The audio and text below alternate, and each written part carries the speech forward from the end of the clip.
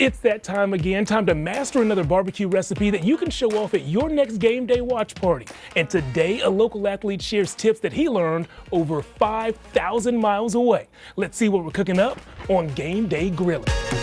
If you've ever been to a Brazilian steakhouse, chances are you've tried and enjoyed picanha. It's the very top of the sirloin. It has a beefy, meaty muscle and a pretty thick fat cap. Now this is not a common cut of meat, so we can't afford to mess it up.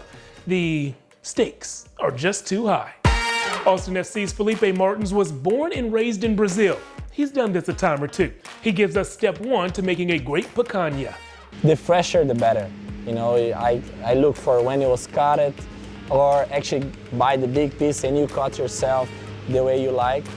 We're cutting the picanha with the grain. We'll slice it against the grain when it's time to eat. Once you've created a few fairly equal-sized steaks, it's time to add a little bit of flavor. And if we're doing this the authentic way, well, there's only one seasoning to reach for. One of the things that a lot of Brazilian people that do, we only use salt. We don't use anything else. A good meat doesn't need any type of condiments. It's just like the salt, and that's it. So we salt the steaks all over, let them rest at room temperature for about 15 minutes before taking them outside and placing them on a hot grill. We're cooking these hot and fast around 500 degrees. I use a cast iron griddle for even cooking and a better sear, though I sometimes finish the steaks directly on the grill.